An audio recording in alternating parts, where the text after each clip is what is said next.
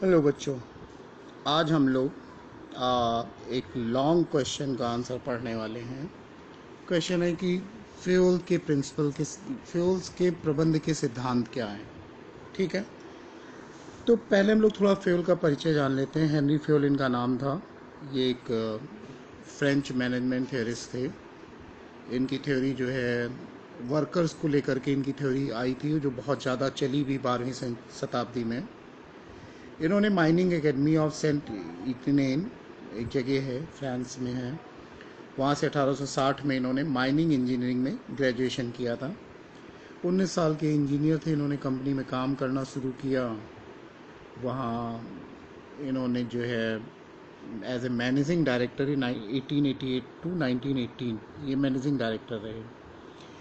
इनकी जो थ्योरी थी वो संस्था के उत्पादन से संबंधित थी।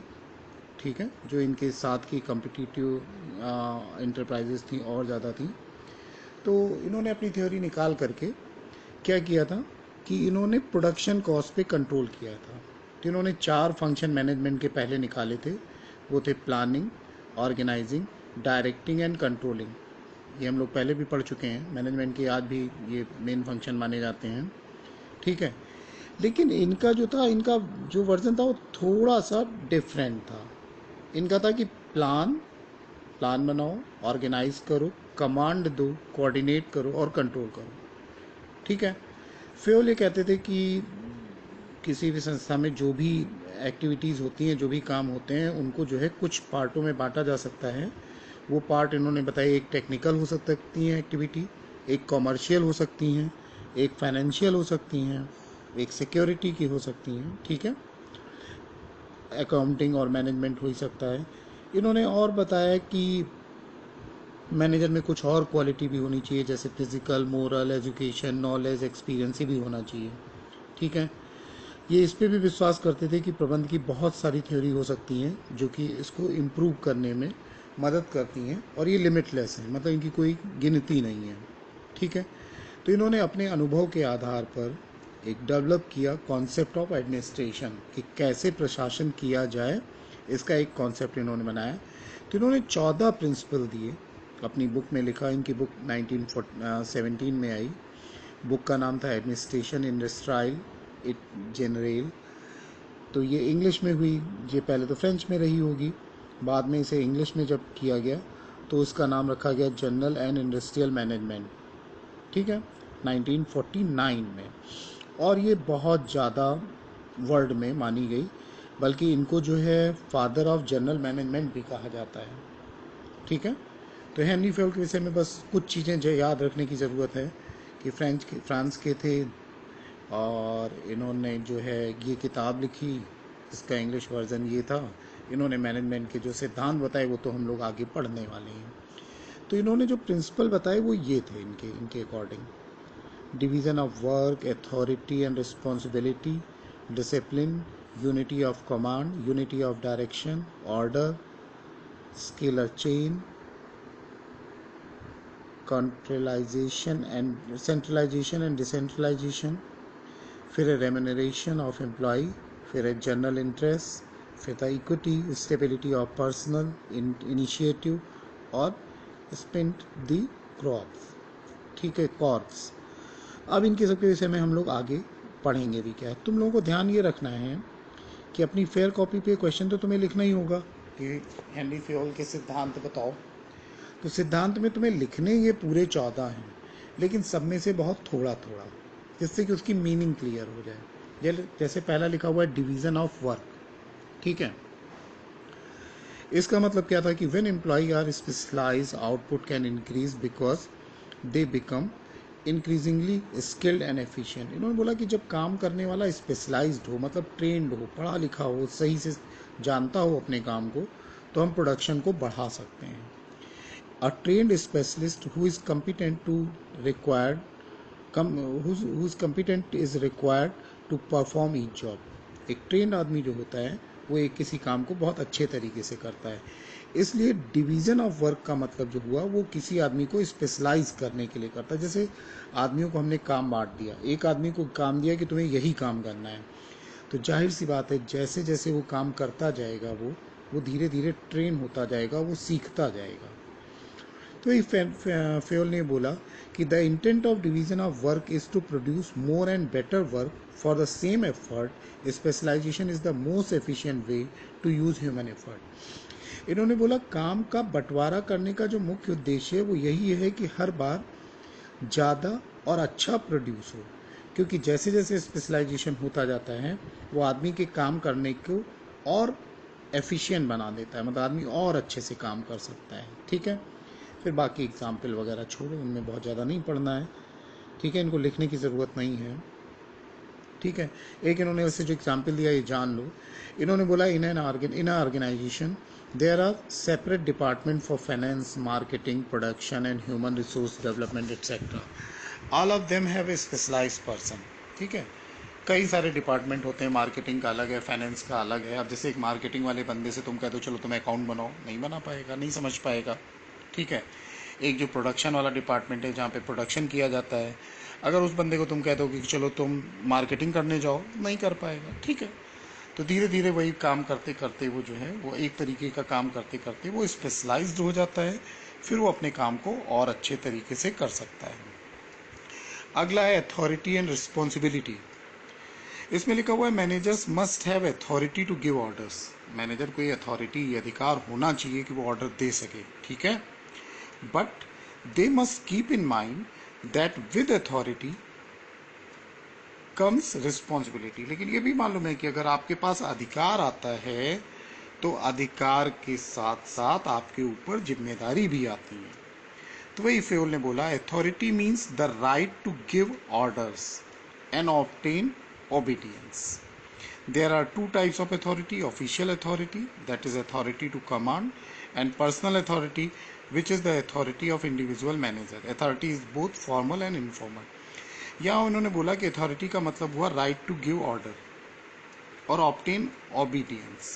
इन्होंने कहा कि authority का मतलब है कि आपको ऑर्डर करने देने का अधिकार मिल गया, लेकिन इसके साथ साथ आपको ओबीडियंस भी ऑब्टेन करना है, मतलब लोग आज्ञाकारी हों आपके, ये भी आपको प्राप्त करना है। मतलब ऐसा नहीं कि आपने ऑर्डर दिया और सामने वाला काम नहीं कर रहा है, तो ये आपकी जिम्मेदारी है कि आपने ऑर्डर दिया तो उस ऑर्डर को आप पूरा भी कराएं। इन्होंने बोला दो तरीके की अथॉरिटी होती है, एक ऑफिशियल अथॉरिटी होती है, इसका मतलब हुआ कि ये जो संस्था की तरफ से आपको अधिकार मिला है। दूसरा पर्सनल अथॉरिटी होती है, ये हर मैनेजर की अलग अलग होती है। अथॉरिटी दोनों तरीके की हो सकती है, फॉर्मल और इनफॉर्मल, मतलब लिखित भी और बिना लिखित भी। Responsibility means obligation of a subordinate to properly perform the assigned work. Responsibility का मतलब ये हुआ कि आपका जो नीचे काम करने वाला है वो प्रॉपरली काम करे, ये आपकी रिस्पॉन्सिबिलिटी है। ठीक है, आगे लिखा हुआ है managers require authority commensurate with their responsibility. There should be a balance between authority and responsibility. यहाँ पे इसका मतलब हुआ कि मैनेजर के पास अथॉरिटी है, अथॉरिटी के साथ साथ जिम्मेदारी भी आई, रिस्पॉन्सिबिलिटी भी आई, तो एक मैनेजर को बीच में एक बैलेंस रखना है अथॉरिटी में और अपनी रिस्पॉन्सिबिलिटी में। एक इन्होंने एग्जाम्पल दिया, देख लेते हैं। लिखा हुआ है suppose the production manager of a company manufacturing scooter ask the foreman to achieve a target production of 500 scooter per day. एक स्कूटर बनाने वाली कंपनी के एक मैनेजर ने अपने सुपरवाइज़र को, जो काम देखता था, फोरमैन जो देखता है, उसको एक टारगेट दिया कि तुम्हें 500 स्कूटर पर प्रतिदिन बनाने हैं, but he does not give him the authority to requisition tools materials from store department. लेकिन उसने उन्हें ये अधिकार नहीं दिया कि आप जा करके स्टोर डिपार्टमेंट से ज़रूरत का सामान ले सको। तो फोरमैन क्या कर पाएगा? नहीं कर पाएगा ना। और अब प्रोडक्शन मैनेजर उसको ब्लेम भी नहीं कर सकता क्योंकि उसने अथॉरिटी ही नहीं दी कि आप जा करके सामान ले लो। ठीक है, तो यहाँ क्या हुआ, here the principle of authority and responsibility is violated. तो यहाँ पे principle of authority and responsibility जो है वो ब्रेक हुआ, क्योंकि आपने उसे अथॉरिटी ही नहीं दी, रिस्पॉन्सिबिलिटी तो दे दी कि तुम बनाओ 500 स्कूटर, लेकिन आपने उसे अधिकार दिए ही नहीं कि वो जा करके सामान ले सके, तो कैसे बना पाएगा। नंबर 3 है डिसिप्लिन। डिसिप्लिन बहुत ज़रूरी है। Discipline must be upheld in organisation but method for doing so can vary. Discipline सब में बहुत ज़रूरी है, उनको करने का तरीका अलग अलग हो सकता है। Discipline is the obedience of to organisational rules and employment agreement which are necessary for working of the organisation. कि डिसिप्लिन का मतलब है कि जो संस्था ने नियम बनाए हैं उनका पालन करो, और जो आपको नौकरी देते समय जो शर्तें रखी गई हैं उनका आप पालन करो। ये बहुत ज़रूरी है किसी संस्था को सही प्रॉपरली काम करने से में। इन्होंने बोला according to Fayol discipline requires good superior at all level, clear and fair agreement of judicial application of penalties. इन्होंने बोला कि डिसिप्लिन में जो है एक तो गुड सुपीरियर्स होने चाहिए, अच्छे लोग होने चाहिए सभी जगह पे, जो भी एग्रीमेंट हुआ है वो क्लियर होना चाहिए, और अगर कोई गलत करता है तो उसे पेनाल्टी करने का अधिकार भी होना चाहिए। एक इन्होंने जैसे एग्जांपल दिया कि suppose management and labour union have entered into an agreement whereby workers have agreed to work over time without any additional payment to revive the company out of loss. Suppose काम करने वाले जो लोग हैं उनके union और संस्था के मैनेजमेंट के बीच में एक एग्रीमेंट हुआ कि चूंकि फर्म लॉस में चल रही है, इसलिए सब लोग जो है बिना ओवर टाइम काम करेंगे बिना किसी एक्स्ट्रा पेमेंट के, ठीक है। इन रिटर्न, इसके बदले में management has promise to increase wages when this mission is accomplish. इसके बदले में मैनेजमेंट ने ये वादा किया कि जब ये काम पूरा हो जाएगा, संस्था हमारी लाभ में आ जाएगी, तो हम आपकी मजदूरी बढ़ा देंगे। तो यहाँ पे डिसिप्लिन का मतलब क्या है? Here discipline would mean that both worker and management honour their commitments without any prejudice towards one other. यहाँ डिसिप्लिन का मतलब हुआ कि काम करने वाले लोग और मैनेजमेंट दोनों लोग अपने कमिटमेंट को, जो उन्होंने वादा किया है, उसे वो पूरा करें, एक दूसरे के प्रति धोखाधड़ी वाली स्थिति ना रखें, ठीक है। मतलब वर्कर ओवर टाइम करें और उसका पैसा भी ना मांगे, और दूसरा मैनेजमेंट जब फर्म प्रॉफिट में आ जाए तो मैनेजमेंट को चाहिए कि वो उनको पेमेंट भी करे, एक्स्ट्रा ज़्यादा उनकी मजदूरी भी बढ़ाए। अगला unity of command. Unity of command का मतलब ये होता है कि एक आदेश होना चाहिए, आदेश को लेकर के कोई कंफ्यूजन नहीं होना चाहिए। जैसे employees should have only one directed superior, सभी कर्मचारियों के ऊपर केवल एक व्यक्ति ही सुपीरियर होना चाहिए, वो जो कहे वही करना है। According to Fayol, there should be one and only one boss for every individual employee. सभी प्रत्येक व्यक्ति के लिए, प्रत्येक कर्मचारी के लिए केवल और केवल एक अधिकारी होना चाहिए। Dual subordination should be avoided. दो मालिक हों तो उसको बचाना चाहिए। एक मालिक कह रहा है नहीं खड़े हो जाओ, दूसरा मालिक कह रहा है नहीं बैठ जाओ, बात वर्कर क्या करेगा ना। तो एक ही आदमी होना चाहिए। फिर लिखा हुआ है कि the principle of unity of command state that each participant in a formal organisation should receive orders from and be responsible to only one superior. इन्होंने कहा कि प्रिंसिपल ऑफ यूनिटी का मतलब ये हुआ कि हर कर्मचारी को केवल एक व्यक्ति से ही आदेश मिलना चाहिए, और वो एक ही अधिकारी के प्रति जिम्मेदार होना चाहिए, रिस्पॉन्सिबल होना चाहिए, ठीक है। एक एग्जाम्पल दिया इन्होंने, suppose a sales person is asked to clinch a deal with a buyer and is allowed to give a 10% discount by marketing manager. Marketing manager ने कहा कि अगर इस आदमी से तुम सौदा कर लेते हो कर लो, और उसे 10% तक डिस्काउंट दे देना। लेकिन फाइनेंस डिपार्टमेंट ने बोला कि नहीं, 5% से ज़्यादा डिस्काउंट ना देना। अब क्या हुआ? कमांड में यूनिटी नहीं रहेगी, आदेश में एक समान नहीं रह गया ना, तो यहाँ पे मुश्किल होगी। फिर अगला पॉइंट दिया हुआ है यूनिटी ऑफ डायरेक्शन।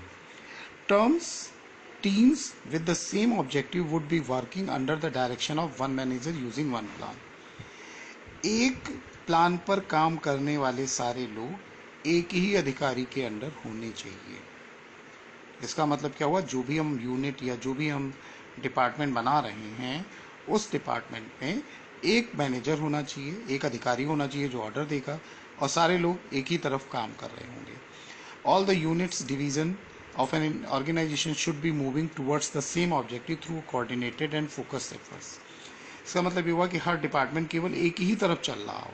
जैसे मान लो कि स्कूटर बनाने की एक फैक्ट्री में एक डिपार्टमेंट है जो कहता है टायर बनाओ, तो अब उस यूनिट में सब टायर ही बना रहे हो। ये ना हो कि 10 आदमी कह रहे हैं चलो अच्छा हम टायर बना रहे हैं, 10 आदमी कह रहे हैं अच्छा चलो हम हैंडल बना दे रहे हैं, तो ये नहीं होना चाहिए।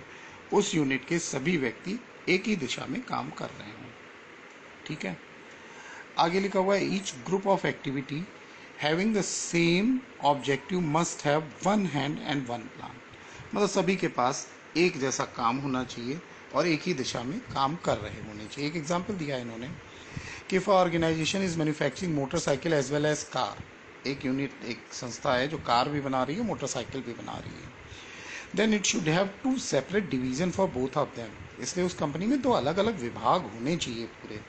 कार बनाने वाला अलग होना चाहिए, स्कूटर बनाने वाला अलग होना चाहिए, मोटरसाइकिल बनाने वाला, सभी काम का एक इंचार्ज होना चाहिए, उसका एक प्लान होना चाहिए। ठीक है, कभी ऐसा ना हो कि दो डिवीज़न आपस में ओवरलैप करें। ठीक है, फिर डिफरेंस दिया हुआ है unity of command and unity of direction में। एक तो पहला लिखा हुआ है मीनिंग। यूनिटी ऑफ कमांड का मतलब हुआ one subordinate should receive order from one and should be responsible to only one superior, कि एक आदमी को एक ही आदमी से आदेश मिलना चाहिए और वो उसी के लिए जिम्मेदार होना चाहिए। यूनिटी ऑफ डायरेक्शन का मतलब हुआ हर ग्रुप को, एक ग्रुप को का एक ही अधिकारी होना चाहिए और वो एक ही दिशा में काम कर रहा होना चाहिए। Um, it prevents dual subordination. Unity of command में दोहरे आदेश से बचाव मिलता है कि दो तरह के आदेश मिल जाए। यूनिटी ऑफ डायरेक्शन में क्या होता है कि it prevents overlapping of activity, ये काम के दोहराव को रोकते हैं। ठीक है, implication, it affects an individual employee. Unity of command जो होता है वो एक आदमी को प्रभावित करता है, जबकि यूनिटी ऑफ डायरेक्शन जो है वो पूरे ऑर्गेनाइजेशन को या पूरे उस ग्रुप को प्रभावित करता है। ठीक है, फिर अगला लिखा हुआ है नंबर 6 है इसका, subordination of individual interest to general interest. The interest of an organisation should take priority over the interest of any one individual employee. मतलब एक एम्प्लॉय की जो इच्छा है उससे ऊपर संस्था का इच्छा होनी चाहिए। मतलब संस्था जो चाह रही है उसको प्रायोरिटी मिलनी चाहिए। ये नहीं कि आदमी चाह रहा कि हम काम ना करें तो वो आराम कर रहा, बैठ रहा है, नहीं। संस्था ने कहा है कि हमारा ये टारगेट पूरा होना चाहिए, तो टारगेट वो पूरा हो, फिर बाद में आप चाहे जो करो। जैसे लिखा हुआ है, a manager can ensure this by his her exemplary behavior. For example, she should not fail into temptation of misusing his her power for individual family benefit at cost of larger general interest of the workers and company.